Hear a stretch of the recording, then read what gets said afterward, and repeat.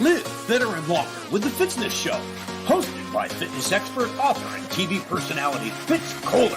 She'll tell you why diets are dumb, supplements are snake oil, and the truth about how you can earn a lean, hard, pain-free, and athletic body.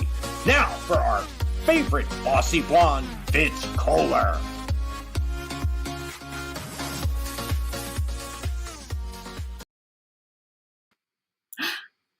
Hi team, I'm Fitz Kohler, your fitness expert and very noisy race announcer from Fitzness.com, and welcome to the Fitzness Show. Today I have a very fun guest that I know you guys are all going to fall in love with.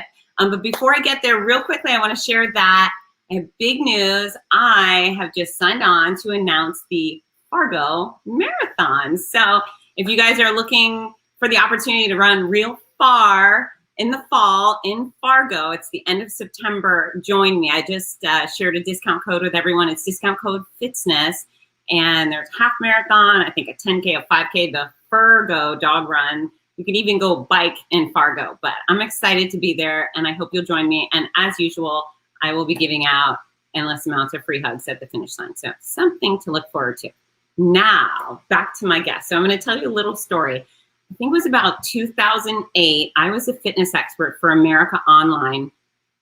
And one of the things I realized was that even though I have the big deal credentials, the master's in exercise and sports sciences, that the reality of society was that if I were on stage with Beyonce, for example, and someone wanted to know how to get a great butt, they may not come to the fitness expert. They may just go to Beyonce because she's the beautiful celebrity with the great butt. And so I thought, well, instead of fighting that, I would just jump in with both feet. And the reality is that celebrities don't have a free pass on fitness. In fact, their careers often rely on their ability to work hard to maintain their appearance and their ability to perform. And so I thought, yeah, why don't I glom onto some of these celebrities and let them do the work for me? They will tell the tale on how hard they have to work. And so many of them say, well, I tried these really dumb diets and they didn't work. And then I figured out I had to exercise and eat wisely.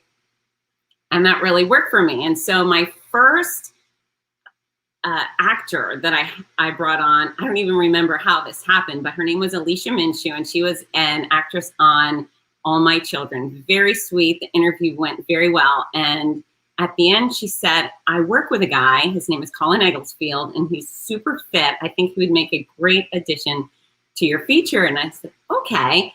And then I did the work. And so if you look up Colin Egglesfield, especially at that time, what you would find is he was a Calvin Klein model and Armani and Versace. And he was actually the body on the box of the Calvin Klein underwear. And what a cutie pie and a great actor. And he agreed to the interview. And I remember, again, it was my second celebrity interview, but I remember having the giggles before we got on the phone. It was one of those. I was like, and I'm not that girl. I am not that girl, but Colin did it to me. He's a beautiful man. He is so incredibly fit. And not only does he look the part, he walks the walk. He's an athlete. I've followed him along the years, and I've seen him do triathlons. He's training for the Chicago Marathon right now. And I know that resonates with so many of you in my audience. He's a very successful actor. So he did start early on with All My Children, but he's been on The Client List, Chicago Fire, Melrose Place, starred along with Kate Hudson in Something Borrowed. He was on Bad Moms, played the astronaut, and I know everybody loves that. The other thing I love about the guy is that he's an entrepreneur, and I really identify with that. He always has his hands in something interesting, from innovative t-shirts to real estate to online courses, and he's an author, and I'm excited to talk with him today. So I'm going to shut up, and I'm going to welcome the one and only Mr. Colin Egglesfield. What's up, Fitz? Thanks for joining me today. Thanks for having me. Yeah, I'm really excited. So we discussed via email you're training for Chicago Marathon. Yes, it is my first marathon in 7 years. I got bored with them, so I started doing triathlons. And I was living in California, and there's big biking community out there, a big swimming community. And just after doing 6 marathons, I just met a friend of mine named Jeff Stoltz, who invited me to participate in the St. Jude, Miami, South Beach triathlon. And I was a little intimidated at first because I wasn't a biker. I've always been horrible at swimming. Right. And he said, well, you can just do the relay part of it. So you just can come and be do the running leg of the triathlon. So I went down there, and after being down there and I saw all the transitions and the bikers and the swimming, just the atmosphere of it all, I was like, this is amazing. I got to learn how to do this. I want to get a bike. And so I hired a swim coach and really got into that. And then I recently moved back to Chicago almost 3 years ago. And there's not a whole lot of like great places to bike here. California is like amazing, PCH, mountains, all that. And so I just been focusing more on my running since I got back here. And I always love a good challenge, and just felt like it was a really good opportunity for me to just jump back into something. I signed up for last year's Chicago Marathon, which got canceled. Right. So I've signed up for this one, and like I said, running for St. Jude. So yeah, that's what I've been up to. That's a fantastic cause. Now, I just agreed to run my very first marathon. I'm running Boston the day after Chicago. So you're on October 10th. I'm on the 11th. What is your training advice for me? Wait, this is your first marathon? Uh-huh. Yeah, I've done tons of half marathons, but I've never done a full. How come you haven't done a full marathon? To be honest with you, 2 things. Is when I do a half, I've never had to train for a half. So I was always just fit enough to pop in for a half marathon and do just fine. I was never winning anything, but I could always finish a half. And then the other thing is I never finished a half marathon and thought, gee whiz, I'd like to do that again right now. But I just got lured in. I have friends with the Boston Buddies. It's a group of speedsters that are always training for Boston. And yeah, it was also for a good cause, and it's for Boston. And I did cancer a couple years ago, and I just decided that comparatively, how hard could this be? I mean, sure, it'll be hard, but nothing will be that hard again. So why not? So when you say you did cancer, right? What does that mean? I had breast cancer, and I did the baldness and the chemo and the radiation and all the stuff. And then I got rid of it. I killed it, and it's gone. So yeah, because I did see that was something that you were going through. And here we see Zulema, who's a friend of mine.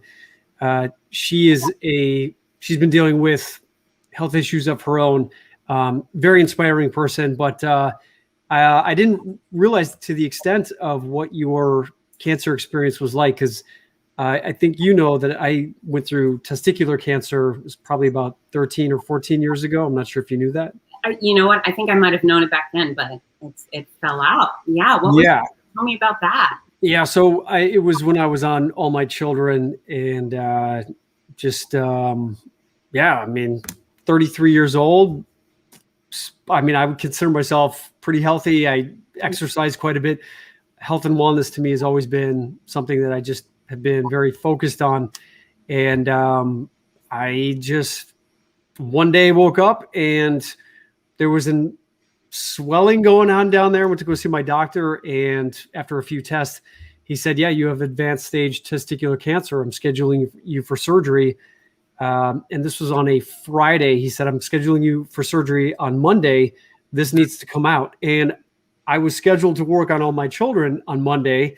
And so I said, well, I got to work on a soap opera on Monday. Can we do the surgery on Tuesday? And he was like, did you hear what I just told you? You have cancer. And I was like, and my whole thing was, I didn't want to tell anyone. I didn't want to, I didn't want to, I'd only been on the show for 6 months, and I didn't want to really tell anyone that I was going through this thing, because I didn't even really know what it meant. And I didn't want to make a big deal about it. I just wanted to try to get through this and move on. Yeah.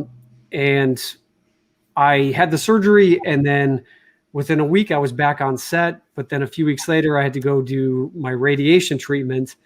And after 3 weeks of doing radiation treatment, showing up on set, it just took a toll on me, to one point where I was just on set and I looked horrible. I felt horrible. And one of the directors came up to me and finally said, you don't look so good. Are you okay? And I just broke down and just told him that what I was going through. And he's like, why didn't you tell anyone? And I said, I didn't want to make a big deal about it. I didn't want to have anyone fuss over me. And in the process, I was isolating myself from the very community that ended up showing up and supporting me through the rest of the whole experience. So. Yeah, I identify with that. I mean, I thought, because I'm very public in my work, but I'm also really kind of private in my real life. And I just thought, this is not the kind of thing that I want to share. I'm the beacon of health and happiness. This is what I do. And like you, I just didn't want to burden anybody with it. But I was going from waist length hair to no hair. And that was going to be the telltale for me. I was like, all right, I'm about to start showing up on stage as bald. People are going to ask some questions. And so I had to come clean, and it was very uncomfortable. Now, breast cancer is something that's talked about, joked about. Everyone wants to save the tatas and so forth. Testicular cancer is something that people really avoid. Have you been able to share your story in circles that matter? Yeah. And this is one of the reasons why I wrote my book. I wrote a book, Agile Artist, a couple years ago. And one of the chapters, I talk about the very thing about how we as men, and especially with testicular cancer, it's not something that we want to necessarily put out there in the public, especially being an actor and being, kind of on that high profile stage of saying like, yes, this is what I've been dealing with. But what I realized was that the more that I started going to some of these charity events and meeting other people who have gone, or who are going through cancer, who have overcome cancer, the more I realized the importance of talking about it, sharing it, making people feel that they're not alone through the experience. Because when I was going through it, it was a very lonely, scary experience. And again, the more that I tried to hide it, the more I realized that I was just doing myself a disservice, because when I did end up telling people that I worked with at All My Children, it only enriched and made my relationships with the actors that I was working with and the producers and the directors. They just showed up and made me feel so supported and cared for. And that is so important when you're going through an experience like this, as you know, that we can become very stubborn when it comes to, I can do this and I can handle this, when really the most important thing is that you've got that community that can show up and be there for you when you need it most. Yeah, I 100% agree. Everything you say, yes. And as far as the lonely thing goes, I remember, the running community is where I work and spend most of my weekends is massive. I show up with 30,000 of the best people in any given place in the world that weekend, and I get to work with them. But yeah, I would just sit alone in my car and cry. It was that and it was almost daily, but I felt like the most popular lonely person in the world. But they came out in spades. And then like you, I didn't tell anyone while I was going through it, but then I wrote the book. So, awesome. And I get a lot of feedback from people who say, oh, thank you so much. I felt alone. It helps to know that you went through the same thing or similar things. And I also did a lot of poking fun of my cancer. I haven't poked the bear per se, not trying to egg it on, but yeah, there was a lot of kind of funny stuff that happens as a cancer patient. And I thought, well, we might as well address that as well. Yeah. The chapter in my book, I titled it Free Ballin'.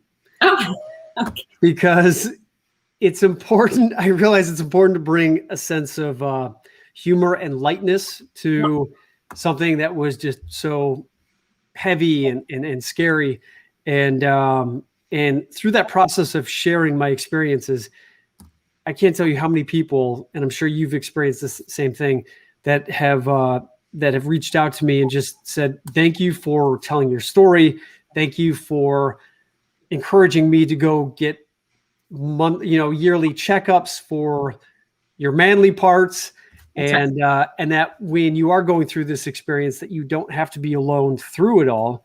And it took me a good, 10, 15 years before I felt comfortable enough to talk about it. And again, in the process, it has completely changed my life and with regards to enriching my relationships with friends, family, and I've created some great partnerships with Children's Hospital Los Angeles and St. Jude Hospital.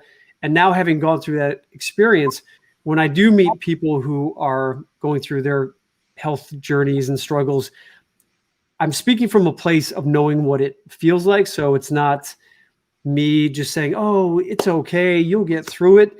Right. I can really speak from a place of knowing what it really feels like. And that lends a ton of credibility with someone who is going through the same thing. We call it cancer street cred.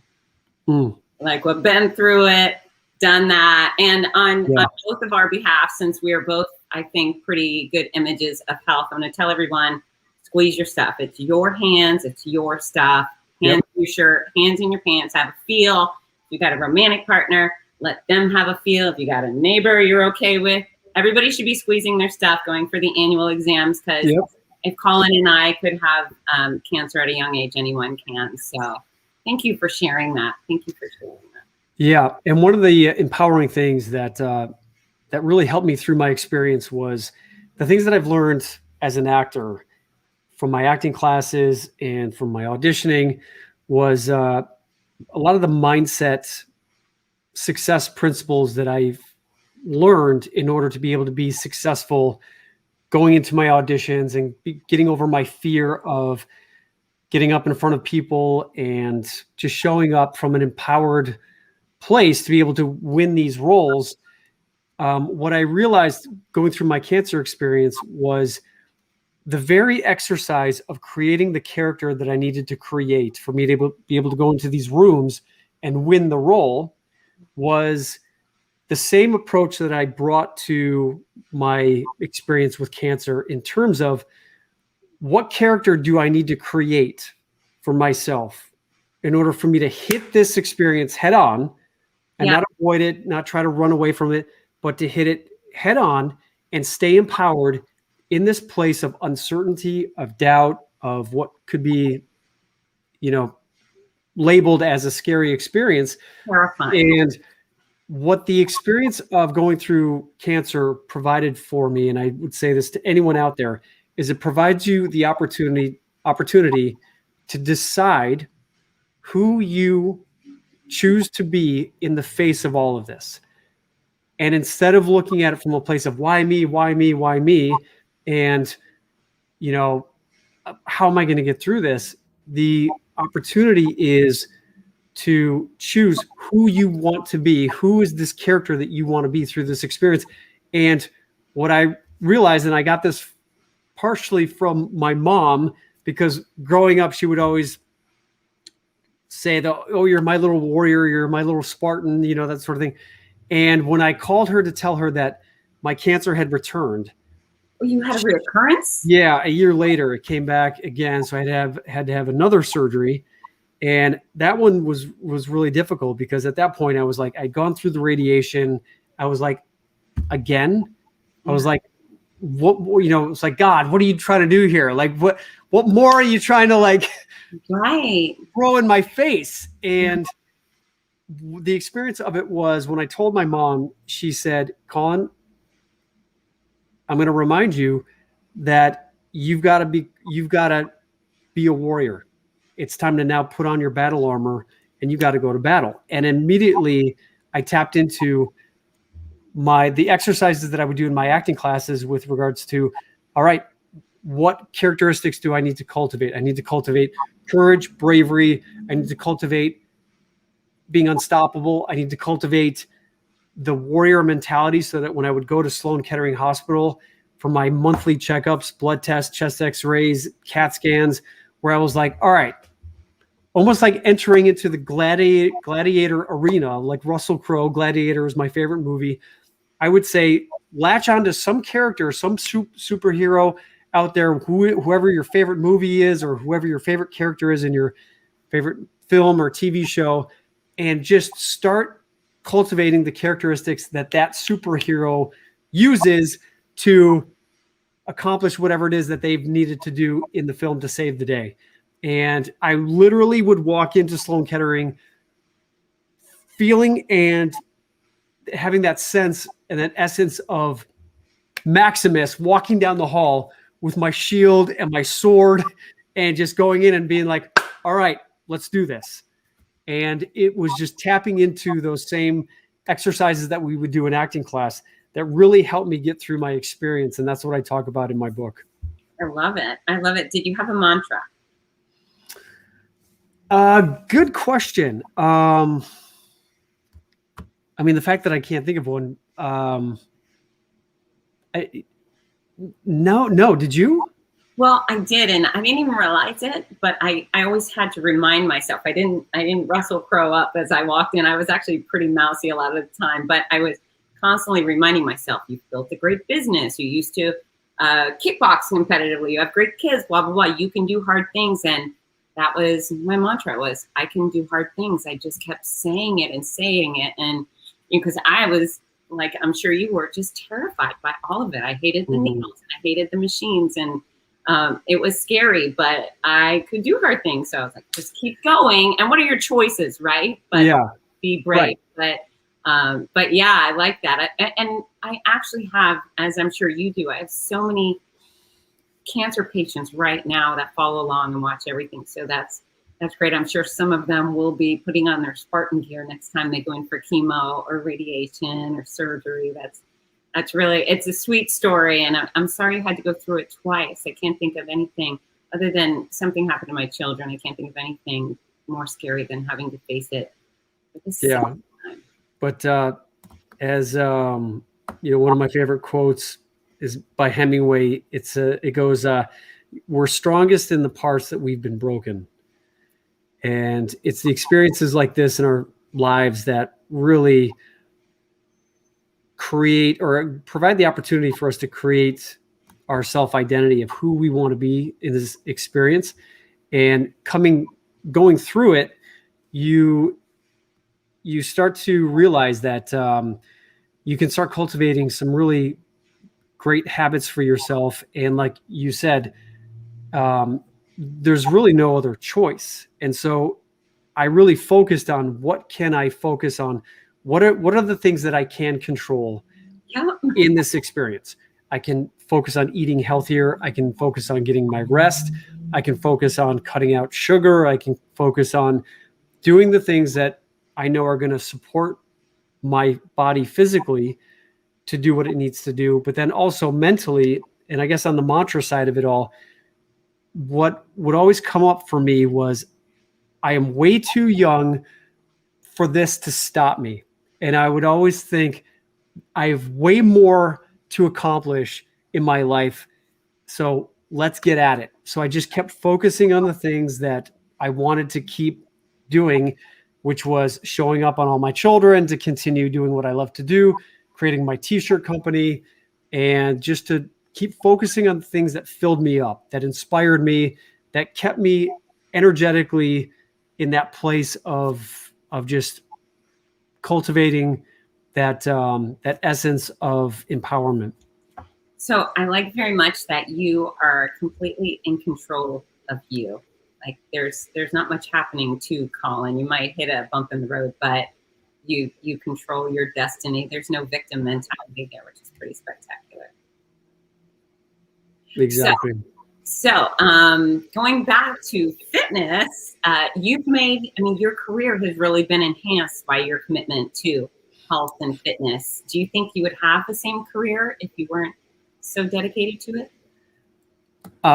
Probably not. I think part of, or a big part of how I have won my roles is the energy that I bring to the audition, the energy that I bring to the set, which is an energy of vibrancy, of positivity, of being proud of the work that I've done, not only from my craft as an actor, but also me physically.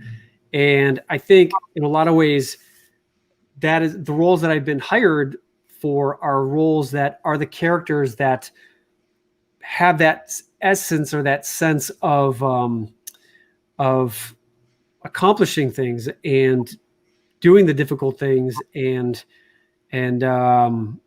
just create or being that stand for the possibility of what is possible in the face of what is difficult. Right. So, now, your workout routine, we gotta hit it. People gotta know, and you're still in extraordinary shape. You're the guy who got it right from the start, and then you maintain that. What do you do for fitness? What does that look like? So a big part of my regimen is my diet. Mm-hmm. I think a huge part of anyone's health and wellness routine really starts with the diet. And I always like to experiment and tinker and see what works and see what doesn't work. And a big component, I've always, you always kind of hear about this, like the whole sugar thing and like too much sugar in our diets. And recently I've really started to take a scientific approach to it, because from what I know from my marathon training is that I have actually hit the wall at like mile 18, mile 19. A marathon is 26.2 miles. And right around that 18, 19 mile marker is where I've realized and recognized that I've depleted my sugar stores. And because there's no more glucose in my bloodstream, I'm like along the way going to people who are on the street, the people who show up to cheer you along the way. Right. Sometimes they bring food. So sometimes people will have bananas, and at the aid stations, there's Gatorade. And I'm just like, I've realized like I've been trying to like suck in all these calories just to try to just finish the race. Whereas what I realized when I ran my first couple of marathons, it was right in the heyday of when I was doing my fashion modeling. And what I realized when I was a fashion model, I was very strict about my diet. My caloric intake was low on carbs, high in proteins, a lot of salads. And I was so much faster in those earlier marathons. And when I realized what was different from as I became an actor and I just didn't pay attention as so much to my diet, was that I was eating more of these sugary foods, more carbohydrate laden foods. And I have a sweet tooth, so like chocolate chip cookies, and I used to eat turkey sandwiches a lot. So the more I'm starting to cut out breads and sugars, and the more research that I've been doing, I just even saw this last week, that a healthy amount of sugar that people should be eating like every day, or the maximum amount of sugar that people should be eating every day, is right around 30 grams of sugar. And is that for any body type, or is that versus? That's the average. They say women should be eating like around 27 or something like that. Men is like 35 at the most. Mm-hmm. A can of regular Coke is about 29 grams of sugar. So just in one can of Coke, you've already reached your maximum healthy amount of sugar intake. The problem is most foods that we eat are jam-packed with sugar, with added sugars. And even if you are eating fruits, there's sugars in there. Right. So what I've been doing is really taking a scientific approach to how much sugar is in my diet. And what I also read was that the average American consumes about 70 grams of sugar every day. At least. Which is more than twice the healthy amount of sugar that we should be eating on a daily basis. And so a few weeks ago, I did this 10-day challenge where I completely cut sugar out of my diet, and by day 6 or 7, I was starting to get these really bad headaches. And I started to realize sugar is a drug. And that's why food companies put sugar in foods, because it is addictive. Yeah. And I've realized that now that I've weaned myself off sugar and breads, I can eat a little bit, like once in a while, have a little bit of sugar, but I keep my sugar below that 30 grams per day. And what I'm trying to do is train my body to burn my fat stores so that I don't hit the wall and that I'm able to run longer, farther, and faster without hitting the wall. Yeah, the wall is not a fun place. I was there No. last weekend. It wasn't a good time. That damn wall. So yeah, sugar, it's interesting. It's not about having zero sugar. It's about being moderate and reasonable and choosing more fresh, natural foods versus, things out of a bag. That's a pretty good rule of thumb. So what do you do for nutrition on the go? Because I'm still figuring that out. What are you eating at mile 13 to make sure you don't hit the wall at 18? Well, with a marathon, you've got your little goo packets, your powder gels. So I store a few of those in my little running short pockets. Okay. Salt tablets. So I'd take a couple of salt tablets before the run, and then every hour I'll pop another salt tablet just to keep my electrolyte level where it needs to be to avoid the cramping. And during the marathon, I try not. I mean, I sip on water. I try not to like guzzle water because that can give you cramps if you're drinking too much water. So it's this fun little experimentation of knowing what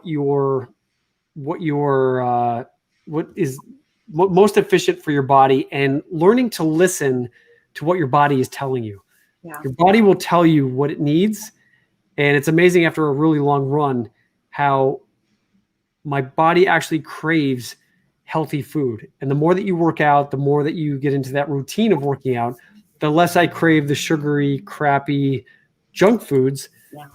But the fact that you are working out so much, it allows you that freedom and that kind of flexibility to have your little cheat meals once in a while. I have started eating more keto type foods. Okay. So like I shop at Whole Foods, and so I'll choose like keto granola.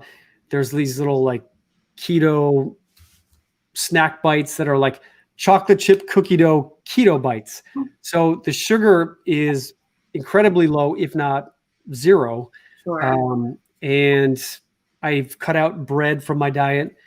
And I focus like on the go. You asked, I bring little, I'll eat like chickpeas. If I'm eating chips, they're a product called Bean Fields, and they're based on like pinto beans or all kinds of like chickpea type beans. I love cauliflower pizzas. Cauliflower crust pizzas are incredible. So just really focusing on just more plant-based. I gave up eating meat about a year and a half ago. So I eat fish and vegetables. So pescatarian, if you want to. Sure. This is the stuff people need to hear because, they're so many of them want to get to the next level. And I always say, hey, if you want to look like an athlete, you got to behave like an athlete. There are choices you made. And so many people may look at you and go, oh, cauliflower, pizza, forget it. But then they look at you and they go, okay, maybe I'll do what he's doing. So, you do have to take things up a notch if you want to be lean, if you want to be cut, if you want to be a high performer. You got to make those modifications. And it doesn't mean you can't have pizza. It's just maybe you have a little better version of pizza, right? Yeah. And if you really want to feel good about yourself, it's not just physically feeling good about yourself. It's being proud of the choices that you make on a daily basis. And it really is like building a house brick by brick. And the more that I stay focused on what are my main big priority goals with regards to maintaining my energy level and being fit enough to be able to run a marathon. When I'm faced with the choice, when I go to like my friends and family parties and there's cakes and hamburgers and hot dogs and, all that kind of stuff, which I grew up on. Right. What I realize is that I can have like a bite of cake. I don't have to eat the whole cake. I can bring my plant-based Beyond burgers and that sort of thing. And by making these choices, I think what happens is people crave something in the moment and they'll want the ice cream or they'll want the whatever it is. And it may taste good for 5 minutes. It may taste good and make you feel good for 10 minutes. But then it's not going to make you feel good the rest of the day, because you're not going to feel good about yourself because you gave in to your physical, like in the moment craving of what it is that you desire.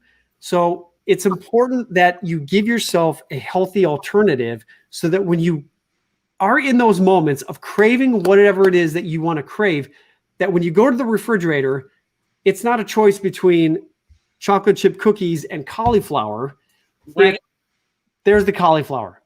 And it is just starting to make sure that you set yourself up for success instead of for failure, by just being conscious about what you purchase at the grocery store, so that when it comes time to just feeding your body, that you start eating healthier. And once you start doing this for a few weeks, you'll start to feel better about yourself physically, and you'll feel better about yourself because you are making healthier choices for yourself. And that's just going to affect all aspects of your life. Well, I think what you just said right there is it. You come prepared, and then you don't have to deal with daily regret. You're not constantly regretting, oh, I wish I hadn't done that. And if you can get one day without feeling remorseful about any of your behaviors, and then 2 days in a week, I mean, I regret very few things I do, and it's a nice way to live, don't you think? Yeah. And it's funny because when I talk to people and maybe they're a little bit overweight, they're feeling like a low energy, and then I ask what they eat, and like, well, I eat a bagel with cream cheese or whatever in the morning, and then I have my sandwich, and then I have my ice cream, and I'm like, okay, well, what do you want to? Do you want to feel good about how you look and feel, or do you want to eat what you've been eating? And that is what you've known yourself to. It's like, so wait, I can't eat my bagel? Are you telling me I can't eat my this and I can't eat this? And I'm telling you, there are healthier alternatives. It's not taking away something. It's replacing it with something that is just as good. There's just as great foods out there. And what is amazing is when I stopped eating hamburgers, I was like, oh my God, I can't give up my cheeseburgers. But what I realized is when the things that you put on a cheeseburger that make it taste good, or on meat, what do you put on meat to make it taste good? You put spices, pepper, right? You put tomato, you put lettuce, you put onions. A lot of the flavor that you put onto meat is the flavor that you crave. And so I've literally just sat down and made asparagus and prepared it as if I was making a steak. And it tastes just as you crave the savory, the salty, the pepper, the spices. And it is, I'm telling you, just experiment and play with it. You will be surprised. So you are officially hired. This has been your interviewer, and now you are vice president of Fitzness International. Congratulations, because you can teach all the right things. You didn't have to go get the degree. You've got it down pat, and people need to hear that from a guy, not only a guy, but a strapping guy who's athletic and hunky and all this stuff. It really matters coming out of your mouth. And where I really got this is a great documentary called The Game Changers on Netflix. Have you ever seen it? I have not, no.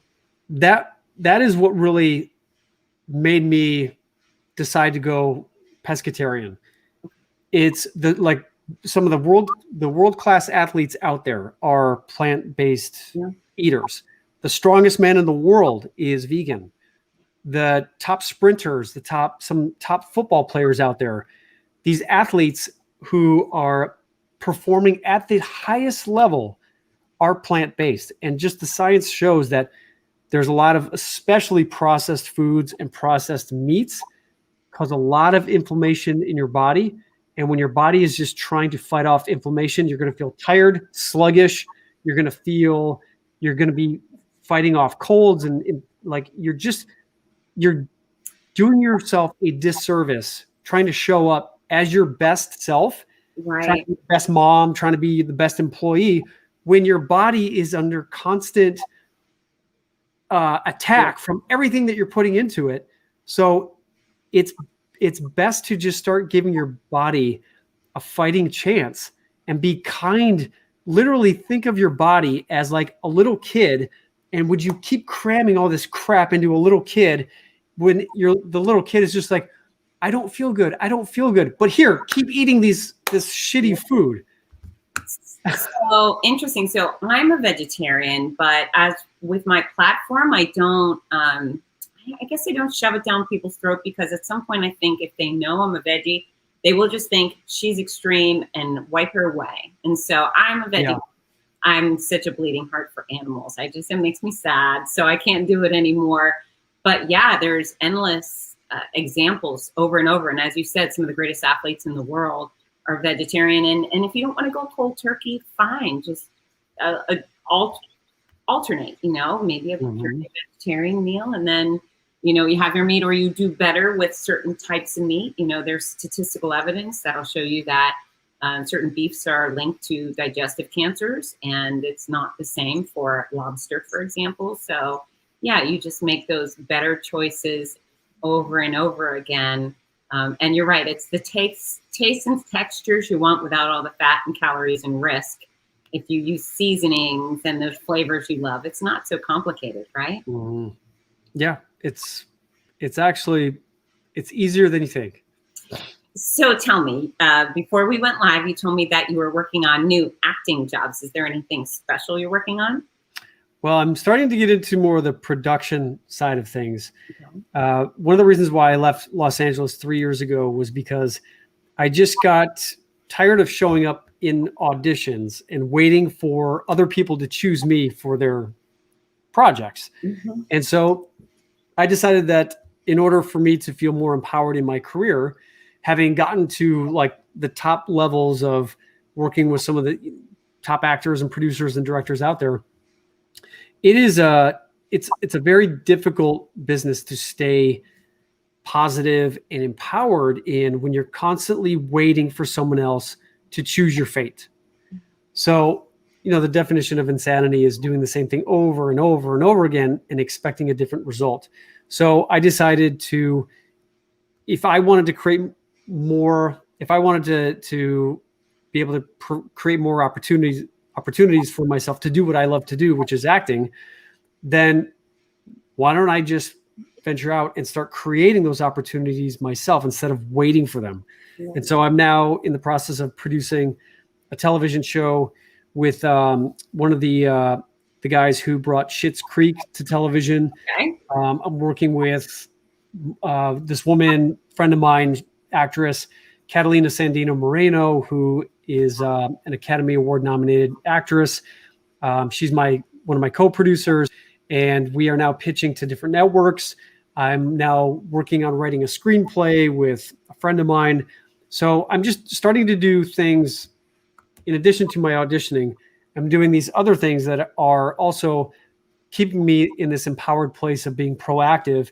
And that allows me to be able to show up in my auditions more from an empowered perspective, knowing that, you know what, if I don't get this audition, it's all good because I'm working on these other things that keep me in that creative and empowered place.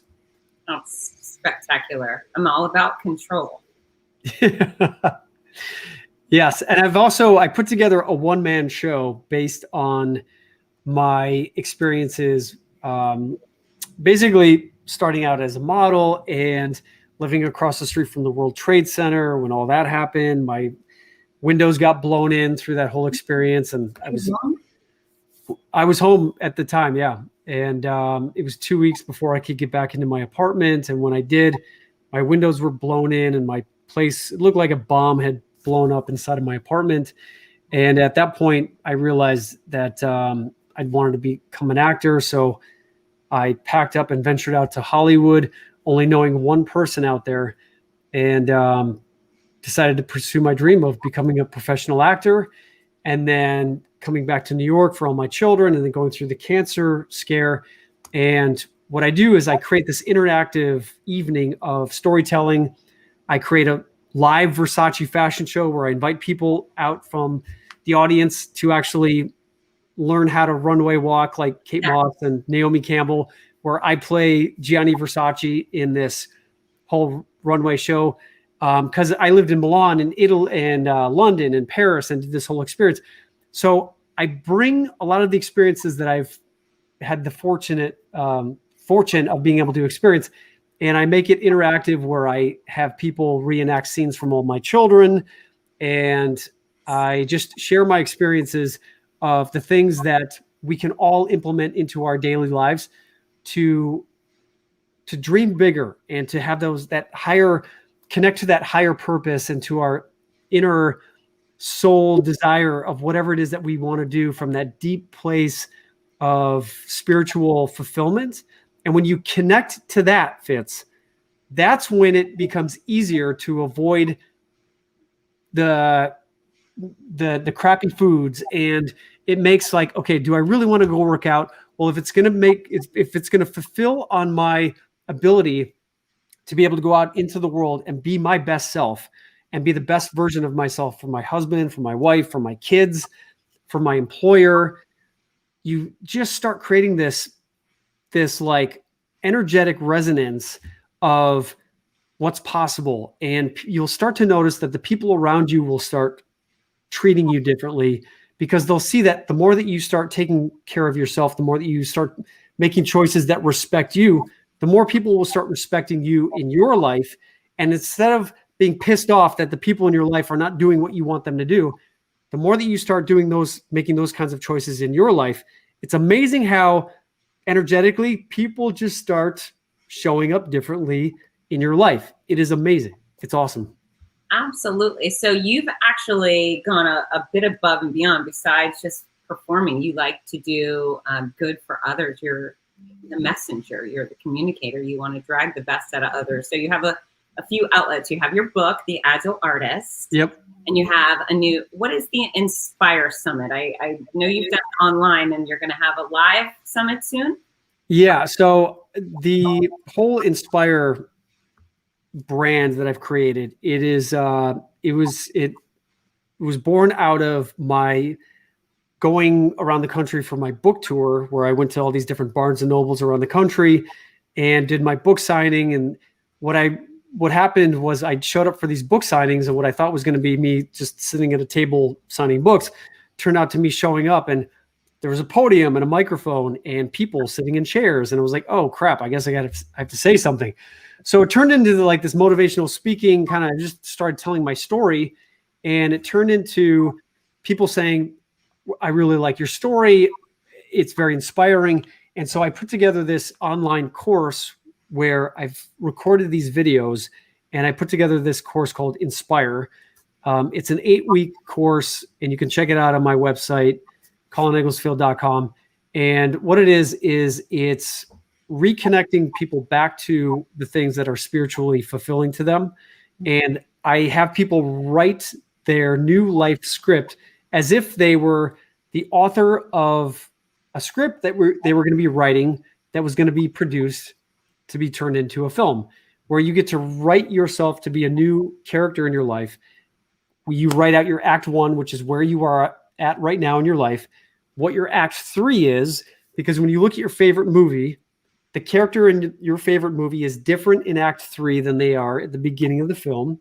And so I take this approach of how can you write a story of where you're the movie star in your own script. And by doing that, you start to think about your future. You start thinking about, well, what do I want my act 3 to look like? What is my dream reality? What is my dream day? And so it's it's everything that I've learned in my acting classes that I put into this course that help you start to future yourself into implementing what it is that is going to get you to where you want to be. Because what got you to where you are at right now in life is not going to get you to where you want to be in your act 3. And I do it in this fun and inspiring community. So that's the course. And then I recently did a live, called it the Inspire Summit, where I had 5 motivational speaker friends of mine come together. And it was like a 6-hour all-day event of motivational speaking. I had one of my friends as a yoga instructor and a meditation instructor.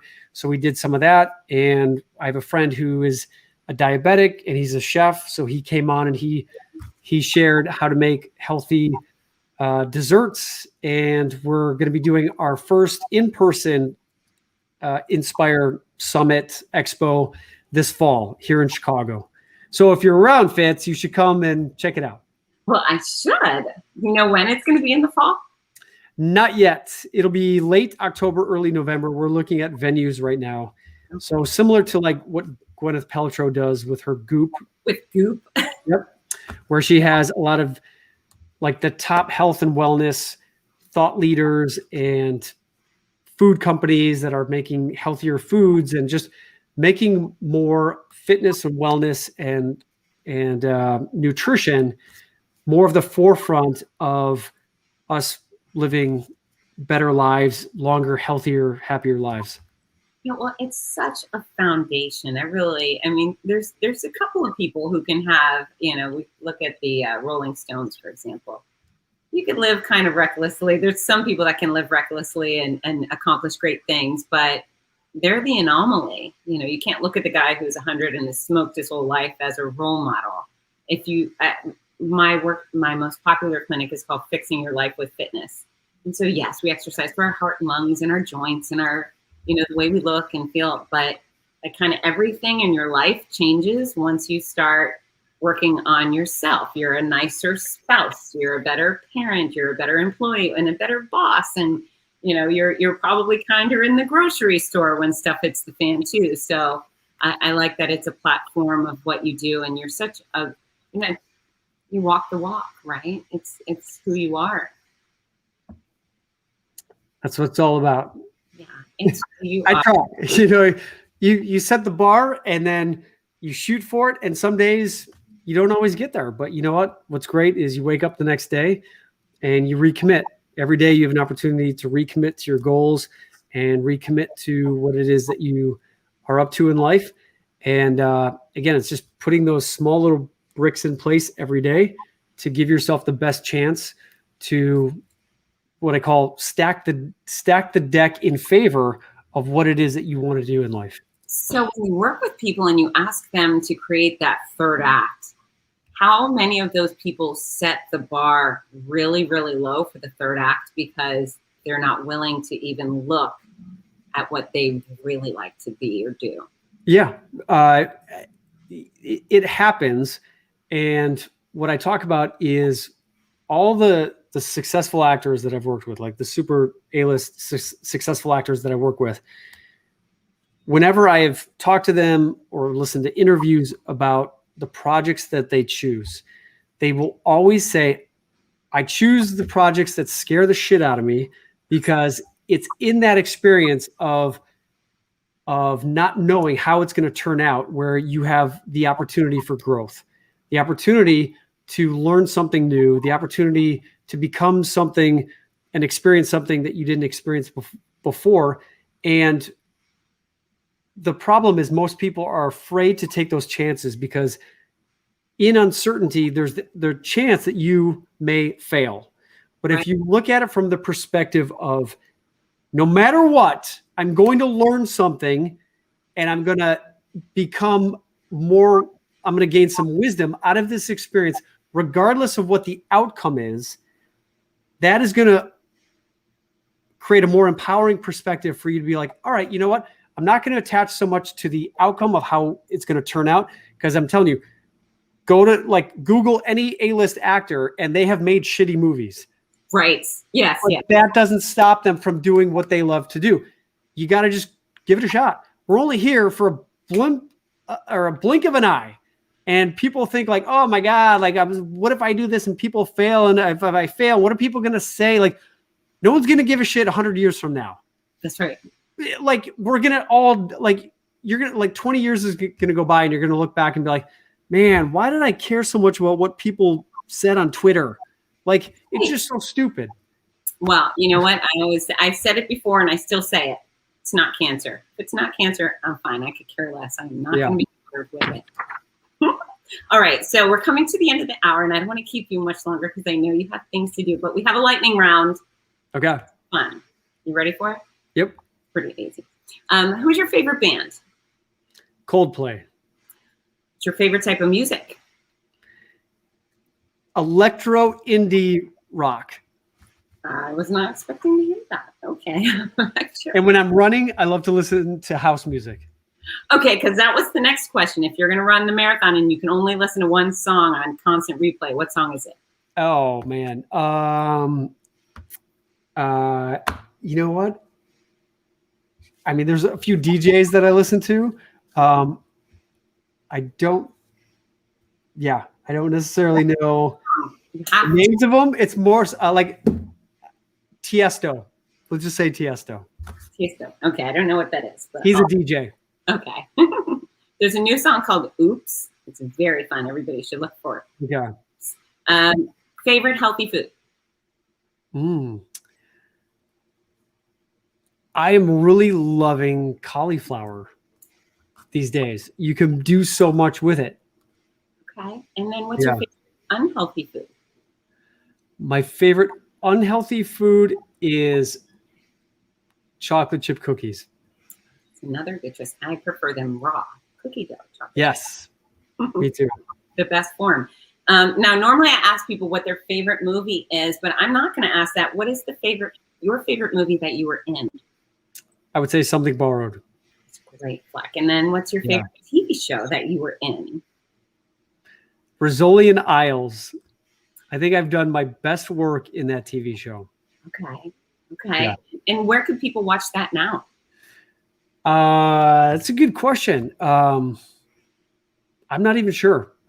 It's just Google. I mean, maybe Netflix, or I'm not even sure. It's weird the way we watch stuff now. Yeah. So Amazon Prime. Who was your first Hollywood crush? It was Alyssa Milano from Who's the Boss? Hey, who is your celebrity crush now, if you had to pick one?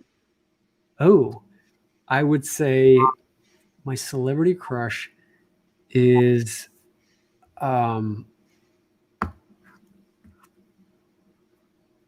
I've always liked Scarlett Johansson. I could also claim her as a crush. She's a total very curvy. What exercise do you like the most besides running? Biking. Love road biking, especially in the mountains in Los Angeles. Did you ever pick up the skill of swimming well for triathlons?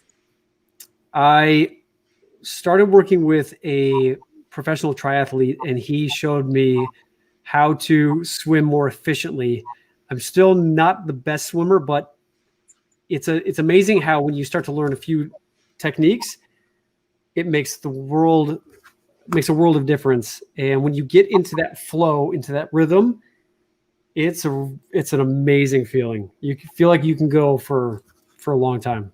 And do you panic in the water, in live open water? I have, yes, especially when the waves are like super choppy and crashing. And that's why you really have to, with swimming, especially in the ocean and doing triathlons, it's no joke. I mean, you've got to make sure that you train with professionals who get you acclimated to what it means to have the wetsuit on, which is super constricting, and it can induce the sense of anxiety and hyperventilating. And so just even sitting in the water with this wetsuit on and just learning how to breathe with the constriction of those tight wetsuit is some of the exercises that they have you do just to train your body to be acclimated to this kind of stuff. Oh, that's thoughtful. I've only done tries in Florida water, which does not require a wetsuit, but that's interesting.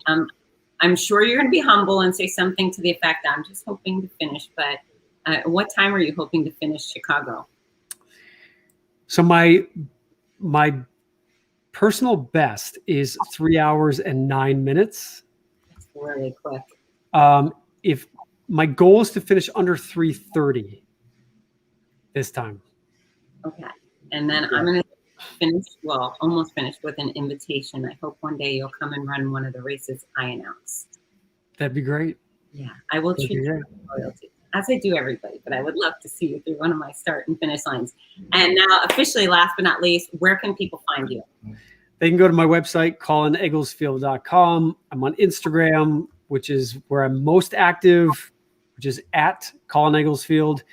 My Twitter is at C Egglesfield. And I do a Monday night live talk show called Coffee with Colin. So every Monday night on Facebook and YouTube, I invite my actor friends and doctors and different thought leaders and whatever. It'd be great to have you on the show, Fitz. Sure. And we're about to start season 4 in a few weeks. So. And do we actually drink coffee? We actually drink coffee. Sign me up. Sign me up. Well, I adore you. Thank you so much for being my guest again. And I hope we can do this another time. I'm excited to follow you in October. And I will not do a 3-hour-ish marathon, but I will use you. You never know, Fitz. You never know. And if you don't mind me just plugging that I am running the marathon to raise money for St. Jude Hospital. And on my Instagram, I've got a link. If anyone would like to go and help support St. Jude, you can donate on my page there. So anyone who feels generous and philanthropic, feel free to check it out. Yeah, I 100% support that. St. Jude's is incredible, and what could be worse than watching your child suffer? So they don't charge children at all at St. Jude. So if you haven't done so already, follow Colin on his social media channels, and of course over there. See, Colin, you got to point down for me, right? Right. There you go. Follow there. And everyone have a great weekend. Thank you, Colin. Get to work, friends. Thanks, Fitz. Great to see you.